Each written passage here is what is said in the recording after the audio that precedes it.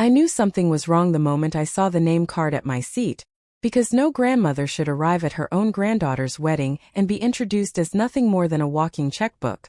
My name is Margaret Whitmore, I'm 72 years old, and on that warm spring afternoon in Charleston, South Carolina, I believed I was walking into one of the happiest days of my life. The venue was a beautiful historic garden just outside the city, the kind with tall oak trees draped in Spanish moss and white chairs lined up across perfectly trimmed grass. A soft coastal breeze carried the scent of fresh flowers and polished wood from the reception hall nearby. Everything looked elegant, tasteful, and expensive, exactly the kind of wedding my granddaughter Sophie had dreamed about since she was a little girl playing dress-up in my living room. I had helped make that dream possible. In fact, I had paid for nearly every detail of that day. The venue, the catering, the music, even the honeymoon waiting for Sophie and her fiancé in Napa Valley. When my late husband Harold passed away 6 years ago, he left behind a comfortable estate, and I had always believed family milestones were the right place to share that blessing. So when Sophie got engaged, I told my son Daniel and his wife Emily not to worry about the cost. Let Sophie have the wedding she deserves, I said. I remember writing the wire transfer myself from the small office in my house, adjusting my glasses while typing the numbers into the bank form. $180,000. It was a large number, but I didn't hesitate. Sophie was my only granddaughter. I arrived at the venue about 40 minutes before the ceremony, wearing a pale blue dress and the pearl necklace Harold had given me on our 40th anniversary.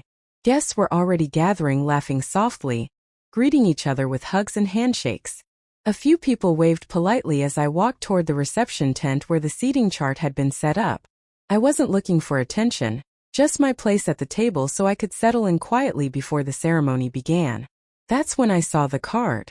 It was a small cream-colored name tag placed neatly at one of the front tables. At first I simply leaned closer, assuming I had misread it. But the words were clear. Instead of Margaret Whitmore, the card read, "The old lady who's paying for everything." I blinked once, then twice, certain my eyes were playing tricks on me. But the words didn't change. For a moment I stood there completely still, while the cheerful wedding music drifted through the garden behind me. I heard a couple of quiet chuckles somewhere to my left. When I turned my head slightly, 2 younger guests quickly looked away, pretending to check their phones. My chest tightened, not with anger at first, but with confusion.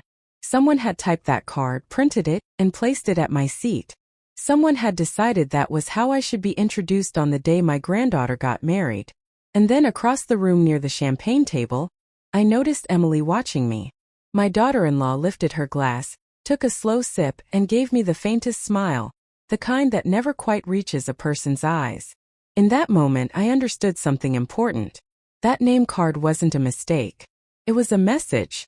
For a few seconds I simply stood there staring at the card, listening to the quiet rustle of guests moving through the garden and the distant clinking of champagne glasses.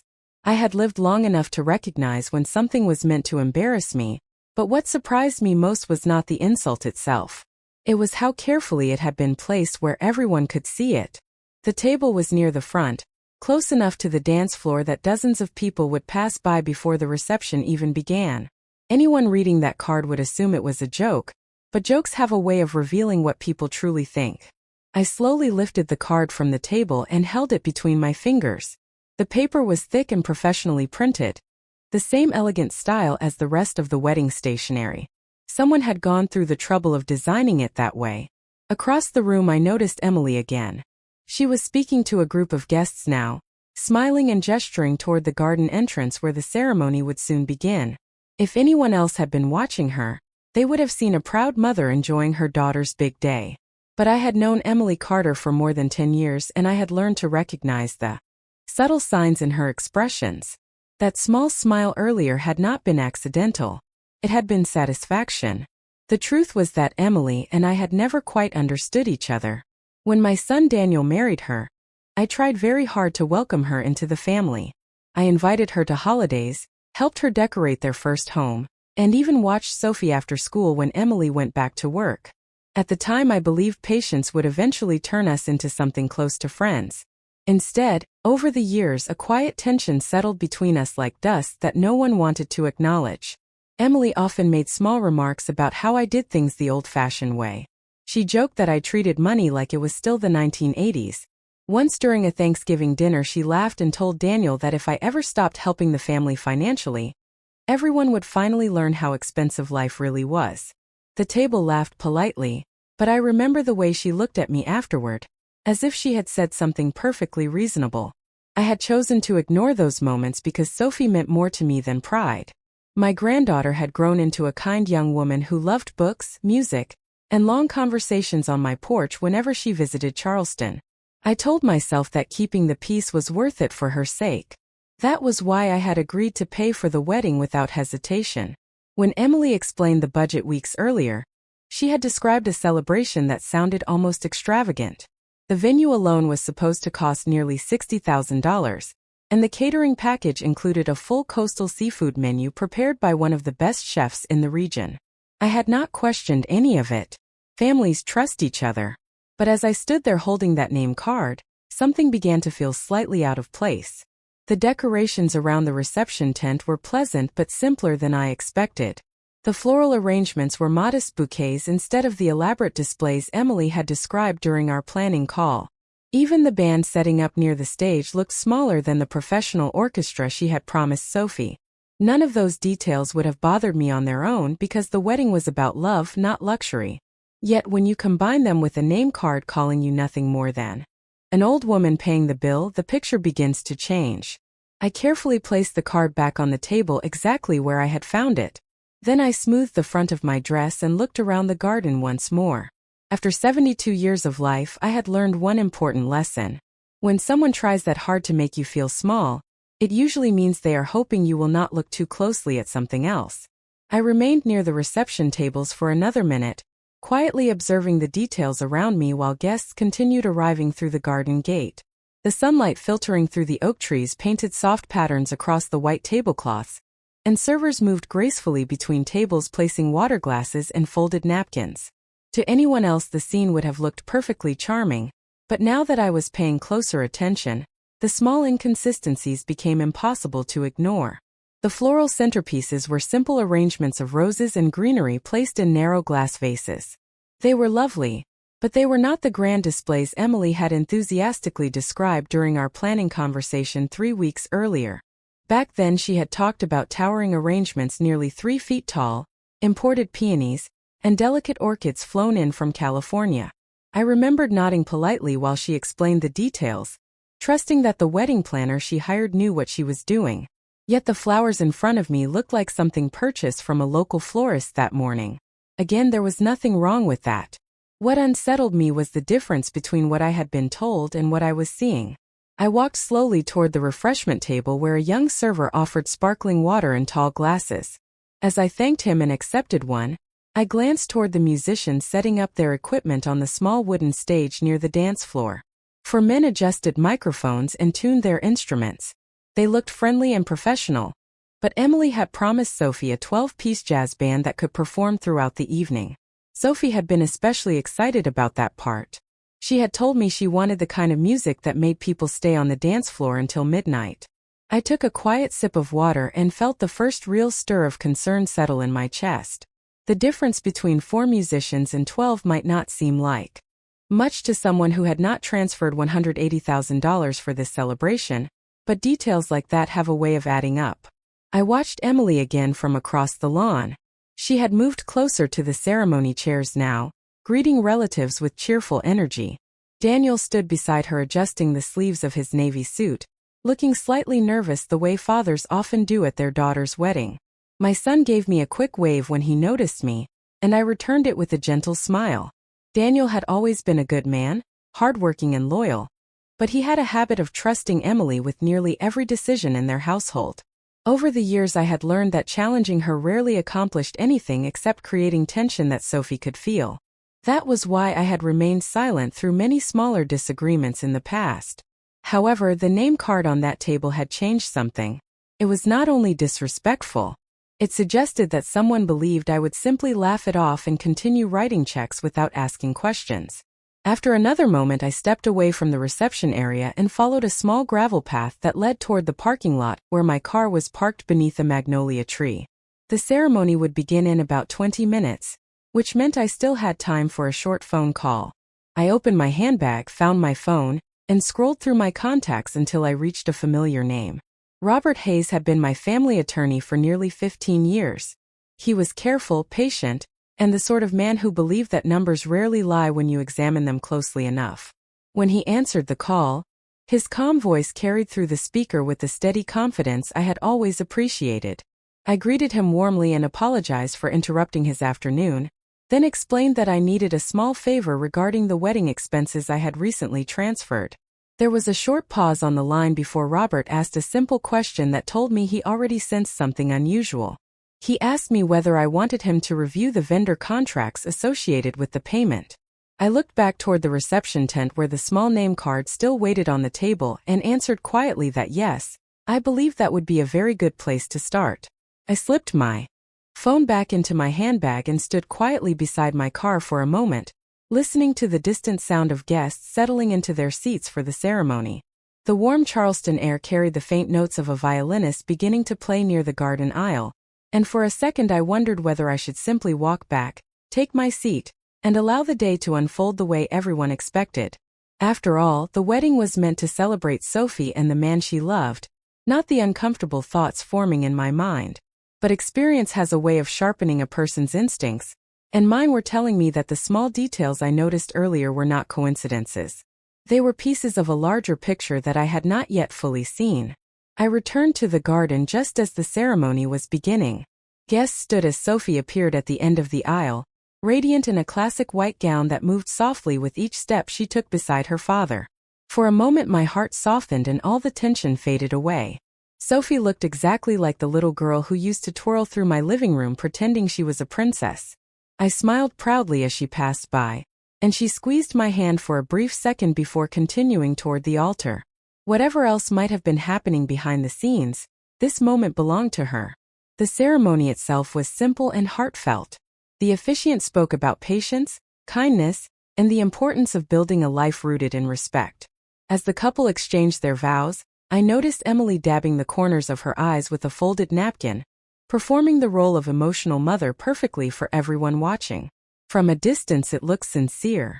Yet something about the way she glanced toward the reception tent every few minutes suggested she was thinking about more than just her daughter's happiness. When the ceremony ended and applause filled the garden, guests began moving toward the reception area where servers were already arranging trays of appetizers. I returned to my assigned table and once again saw the name card waiting there exactly as I had left it. This time I sat down calmly and placed my purse beside my chair. Across the table a few distant relatives chatted about the beautiful weather and the elegance of the venue. None of them mentioned the card, but I could feel their curious glances drifting toward it before quickly looking away. Emily eventually approached the table carrying a glass of champagne.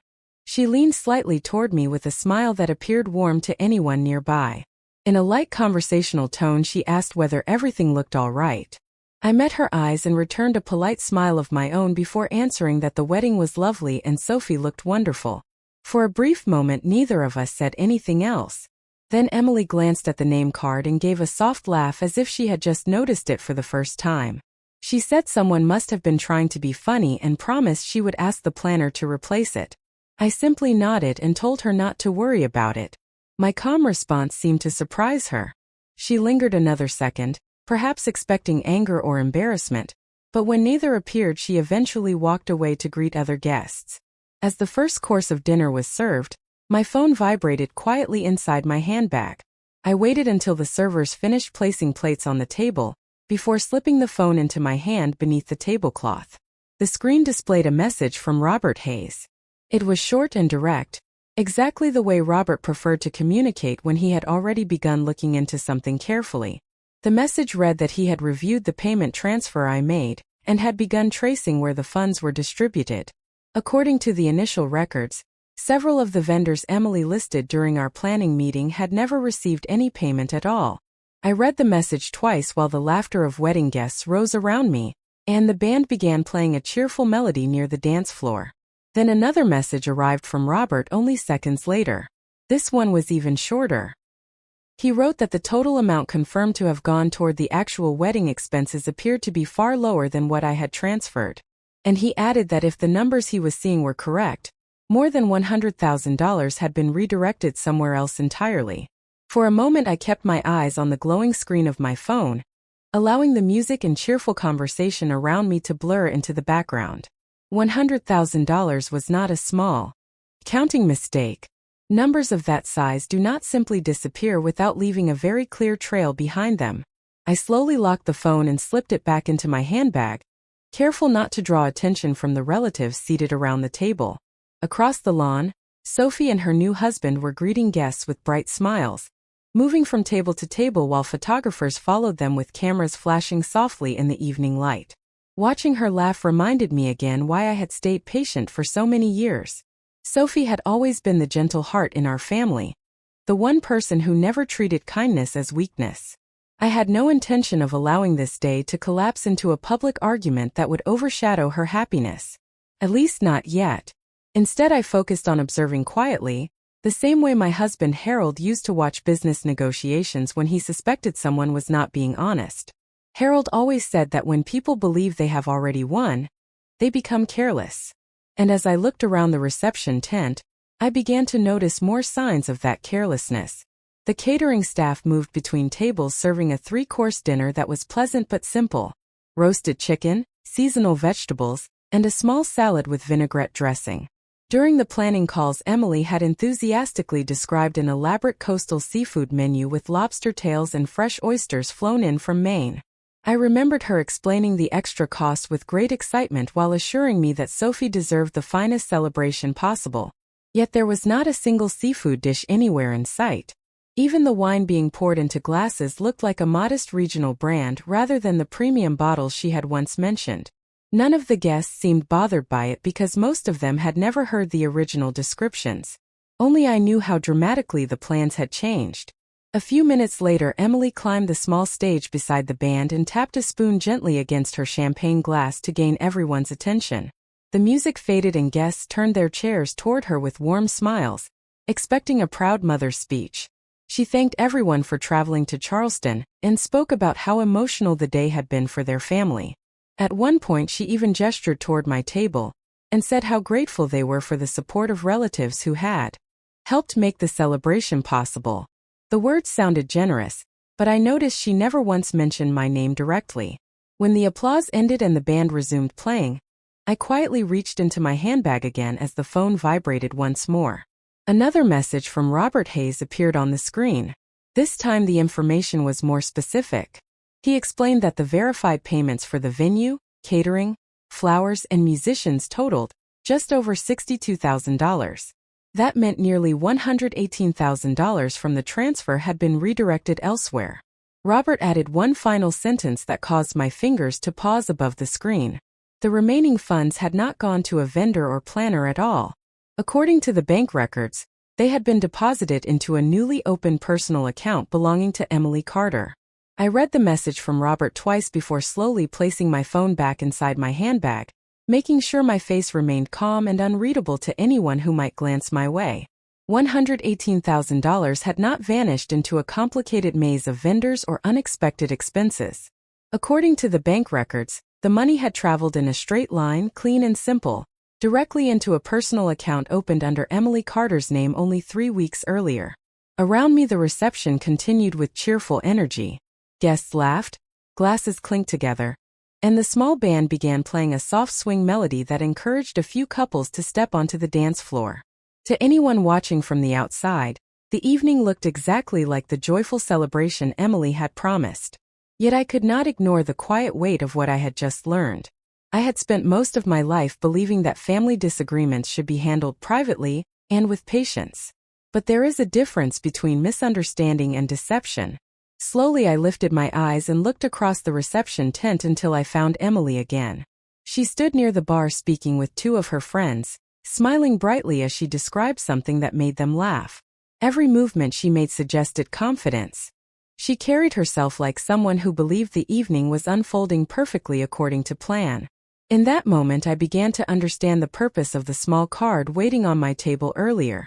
Calling me the old lady who was paying for everything had not been a careless joke. It had been a way of reminding everyone, including me, that my role in this celebration was simply to provide money and remain silent. Emily had assumed I would do exactly that. She had assumed I would sit politely, enjoy the music, and never question where the funds had actually gone. For several minutes I remained seated while dinner plates were cleared and dessert was served. A slice of vanilla wedding cake appeared in front of me, decorated with delicate sugar flowers that matched the bridal bouquet. I thanked the server and took a small bite, though I barely tasted it. My thoughts were already moving carefully through the possibilities. Confronting Emily immediately would create a scene that Sophie would remember for the rest of her life, and that was something I refused to do. This day belonged to my granddaughter, not to a financial dispute. Fortunately, patience has always been one of my stronger qualities. I reached into my handbag again and typed a short reply to Robert Hayes, asking him to continue gathering documentation on the transaction and to send me every detail he could confirm. His response came quickly. He assured me that he would have a full record of the transfer path by morning and added that if the funds had indeed been moved into a personal account without authorization, the situation could become very serious for the person responsible. I thanked him and ended the conversation. By the time I looked up again, the band had begun introducing the next part of the evening. The lead musician stepped forward to the microphone and announced that the bride and groom would soon share their first dance as husband and wife. Guests began gathering around the dance floor with cameras and phones ready to capture the moment. As I watched Sophie step onto the floor with her new husband, smiling with the pure excitement of someone beginning a new chapter in life, a quiet decision formed in my mind. Emily believed tonight had already proven her cleverness. She believed the money was safely hidden, and that the small insult printed on my name card had reduced me to nothing more than a harmless old woman. I allowed a gentle smile to appear on my face as the music started and the newly married couple began their dance. Because sometimes the most powerful response is not immediate anger, but patience. And patience, when used carefully, has a way of turning the truth into the loudest voice in the room. The music from the first dance drifted softly across the reception tent, while guests stood in a loose circle around the dance floor, smiling and raising their phones to capture the moment. Sophie rested her head lightly against her husband's shoulder as they moved slowly across the polished wood, their laughter blending with the gentle melody from the band. Watching her like that reminded me again why I had chosen patience over anger earlier in the evening. This was her night, and nothing I did would take that happiness away from her. When the dance ended, the guests applauded warmly and the band shifted into a more lively tune as people returned to their tables. Servers began refilling glasses and clearing away the last dessert plates while the energy of the reception grew more relaxed. I sat quietly for another minute, then reached for the small microphone resting on the stand near the edge of the dance floor.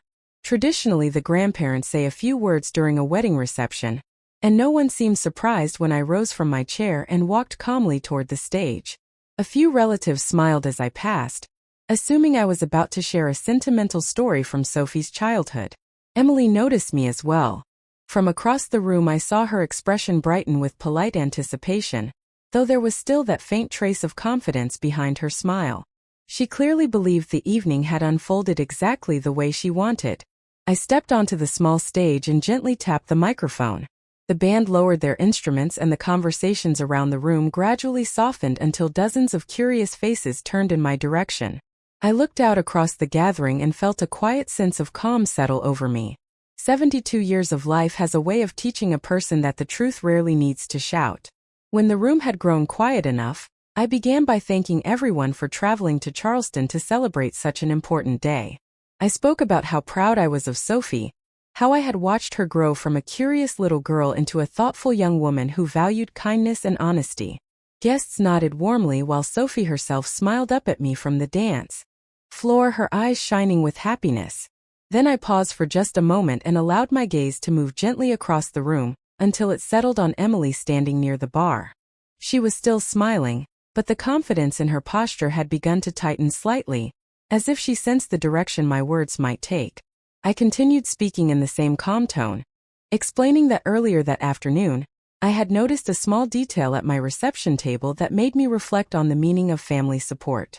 I mentioned the card placed at my seat and repeated the phrase printed on it about the old lady paying for everything. A soft ripple of uncomfortable laughter moved through a few guests who had seen the card earlier. I assured them that I was not offended.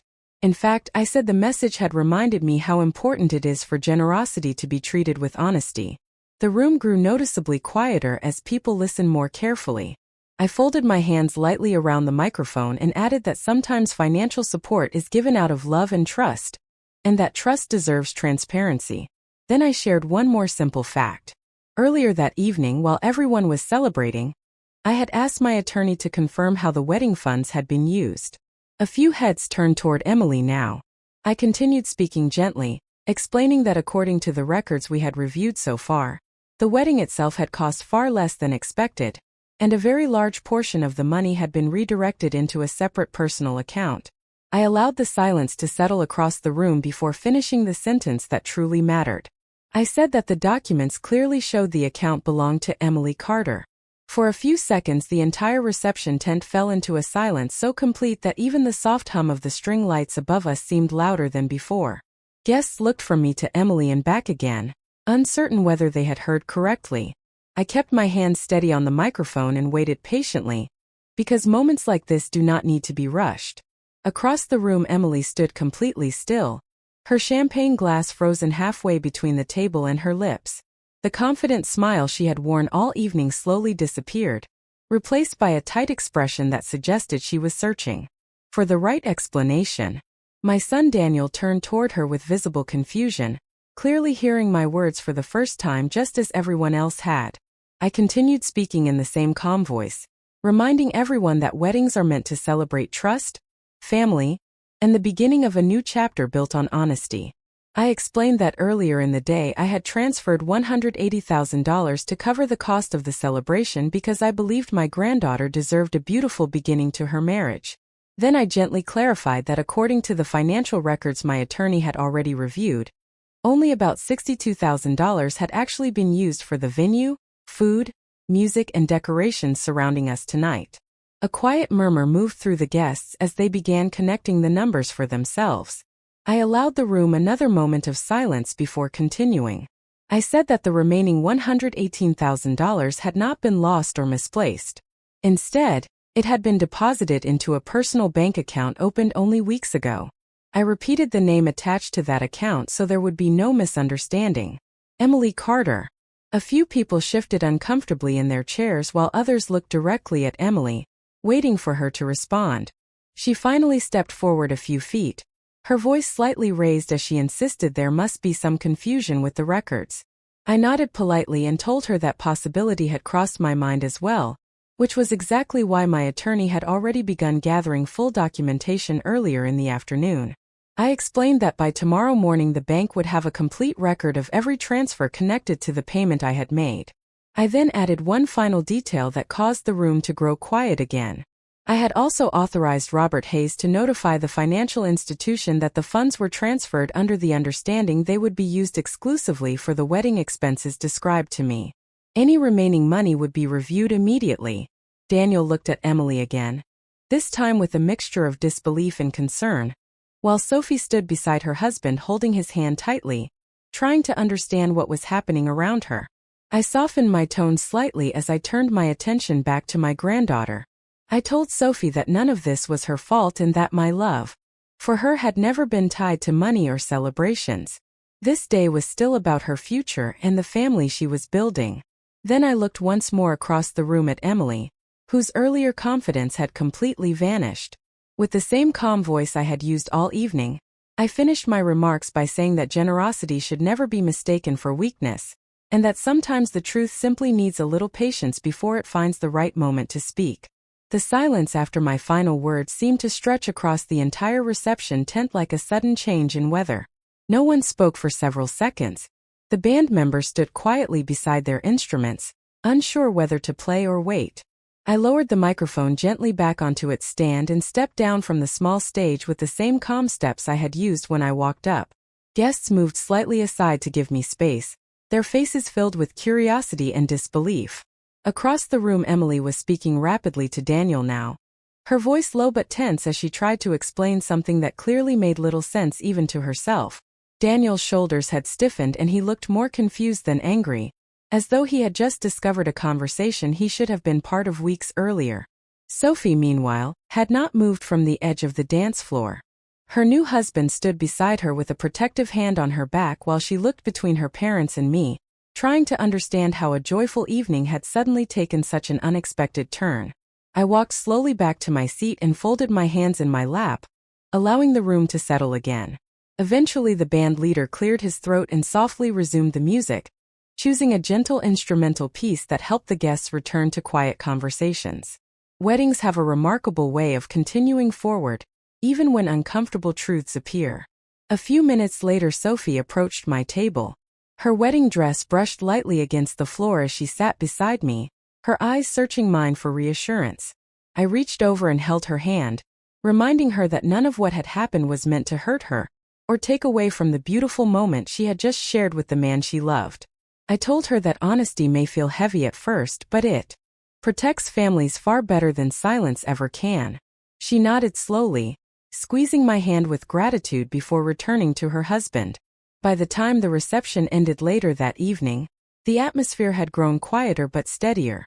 Most guests chose to focus on celebrating the newly married couple, rather than the financial questions that now hovered over the evening. The next morning, as promised, Robert Hayes delivered a full report confirming every detail of the transfer. The documentation showed clearly that the unused funds had been redirected into Emily's personal account. Once the bank received formal notice from my attorney, that account was temporarily frozen while the situation was reviewed. Daniel called me that afternoon with a voice far more humble than I had heard in years. He apologized for not asking questions sooner and assured me that he would handle the matter responsibly. I listened patiently and told him that trust is something families must rebuild through actions, not words. As for Sophie, I made certain that the promise I gave her remained untouched by the conflicts surrounding the wedding. A week later I established a private trust in her name that would help support the future she and her husband were beginning together. The decision brought me quiet peace. When I look back on that wedding day now, I no longer remember the awkward silence or the shocked expressions in the room. What stays with me instead is a simple lesson that life has repeated many times over the years. Generosity should always come with dignity, and respect is not something anyone can take from you unless you allow them to. Sometimes all it takes is patience, a careful look at the truth, and the courage to speak calmly when the moment finally arrives.